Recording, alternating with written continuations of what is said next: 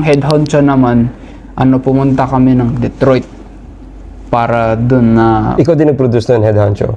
sila naman. Sila naman. Parang sabi ni M yata nun, "Hey bro, is it cool if you like you can take a break for now. We're just gonna work on something on my album real quick." Yun na pala yung The Death of Slim Shady album. Oh, okay. Tapos nung parang gumawa siguro nag-record siya ng ibang tracks na nandun sa T-DOS ngayon. Pero hindi ko alam na ginagawa na rin nila yung beat nung Head Honcho nun. Tapos nung pagkapasok ko, pagkatapos nung break ko nga, narinig ko na lang bigla nagpe-play. Yan na yung Head Honcho beat. Doing my best just to not blow my cover. No, it's all just a test, but I can't pass up this hunger. Tapos, sabi niya, Sino to? Si Eminem tsaka mga ano niya, producers niya? Sila Luis Resto, ganun. Iba? hindi yata si Luis eh. Basta si Eminem tapos dalawang producer na nandun na nag-aasikaso nung beat. Tapos sabi nila, ewan ko pa yung, kasi beat pa lang talaga eh. You wanna try the keyboard? Parang, I don't know about the keyboard. I'll do the drums. Can you load the drum samples on the keyboard? Kasi parang MIDI din. Hindi. Ayun, silang, hi-hat lang yung contribution. Yun lang.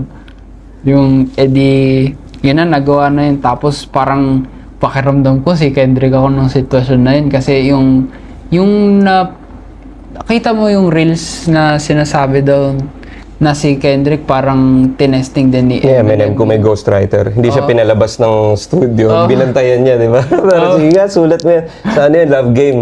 Yung kanta nila. Eminem thought Kendrick Lamar had a ghostwriter, so he put him to the test.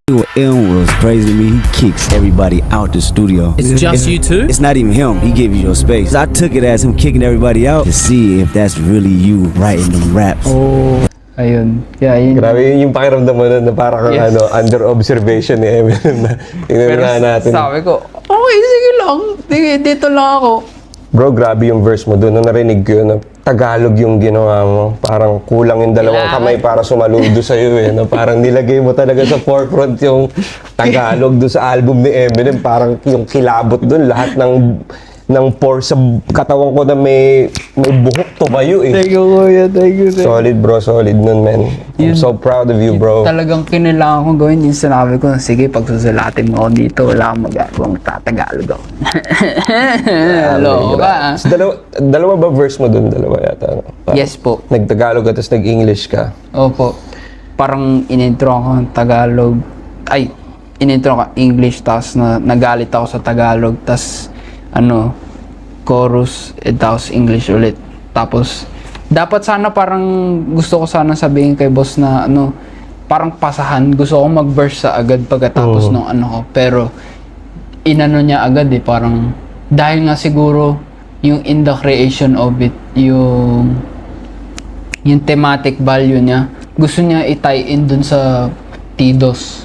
The Death of Slim Shady nga. Kaya siguro nilagay niya ulit yung hook agad pagkatapos nung okay. Yung ano ba yung sabi ko dun? Basta kinoros niya ulit bago niya sinimulan para ma-connect taon niya ulit sa tema nung sa tema ng kanta. Kaya hindi niya binalik. Grabe magdetalye, no? Oo, Conscious effort pala talaga lahat, bawat no? Grabe yun, So,